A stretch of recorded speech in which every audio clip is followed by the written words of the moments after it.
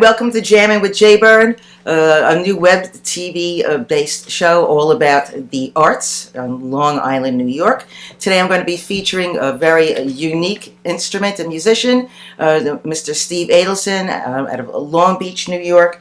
Steve has performed on the revolutionary Chapman Stick worldwide, introducing this unique instrument to fans in Japan, Hawaii, Europe, Canada, and across the United States. Playing melodies, harmonies, improvisational bass lines, rhythms, all simultaneously using Emmett Chapman's tapping discoveries. The stick becomes an orchestra in Steve's hands.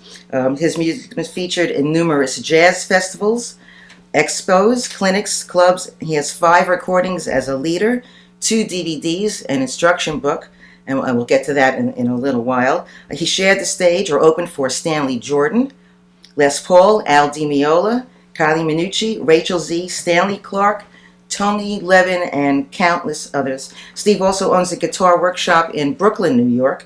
He produces the Long Beach Jazz Festival, now going into its 11th year in Long Beach, New York. I'd like to welcome Steve to the show.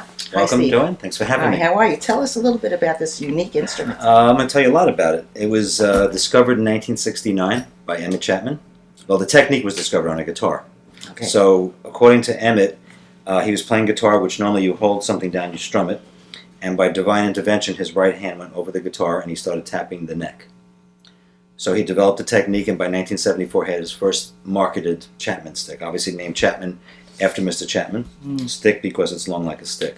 The basic thing about it is that unlike a guitar where you hold something down and strum it, this you just touch, like a piano.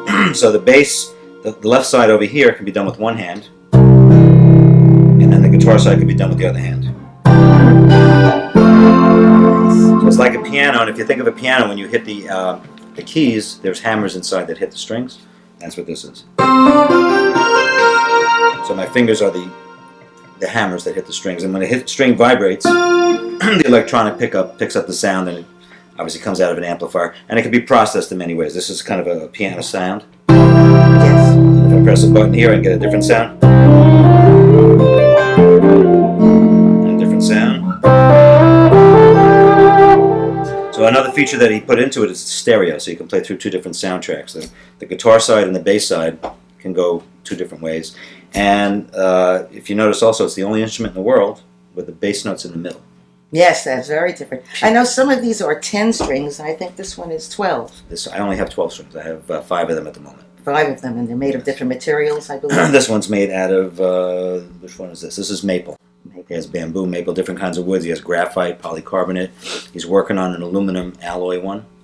So he's constantly trying to upgrade it and bring it to... Are we looking at a 14-string instrument coming at some time? No. I hope so, but I don't think so. Not at all. I know that you've also been published in many different areas. I think you used to write for 20th Century Guitar magazine. 20th Century Guitar was a... it's kind of a misnomer. 20th Century is about the guitars themselves. It's about vintage guitars. It's not about being in the 20th century. So it was about guitars that were made in the 40s, 50s, 60s. I wrote for them for about 10 years until they went defunct, like most publications. Okay. I wrote a theory column every single month, and I did interviews also. So I've interviewed Pat Metheny, Al Di Meola, Steve Morse. So it was a pleasure meeting these people, and sometimes playing with them. And that too. That's a nice thing. Yeah. And I know you've come out with a Mel Bay book. I mean, some of us musicians, I think we all started with Mel Bay 1 on something somewhere. The Mel Bay book, I'll tell you the story about that. I was doing a concert in Connecticut. It was called the 10-String Guitar Festival. So they invited me because I had almost a 10-string guitar, close enough. And there was maybe 5 people in the audience. Big extravaganza. And one guy comes up to me afterwards. He says, "Did you ever think of writing a method book?" I go, "Why?" And he said, "You're writing a book. I work for Mel Bay." They said, "You have a year." And so that sounds good. I don't know what kind of market you have because there's not too many instruments. There's only 5,000 instruments in the world. Really? And some people have multiples, so it's not like there's 5,000 players even, 5,000 owners. Okay. They've been passed along. Sometimes people get it and they pass it to somebody else. So maybe 10,000 people have touched sticks. So he said, "Write it," and I just couldn't get started for about 6 months. And I took a trip to Turkey. I was playing in Turkey, and pretty much I wrote the book on the plane. Really, just like that. On napkins and everything. Okay. And then I submitted it, and they put it together, and now it's about 5 years ago, and we've sold about 1,200 copies. Really, very nice. That shows you there's more of an interest in people learning to play this instrument. One out of 5 instruments has a book. And now I know you've been honored to be the only stick player to be featured in Scott Yanow's new book, The Great Jazz Guitarist. Of course, he's a well-known jazz commentator, and you're the only Chapman Stick musician in that book.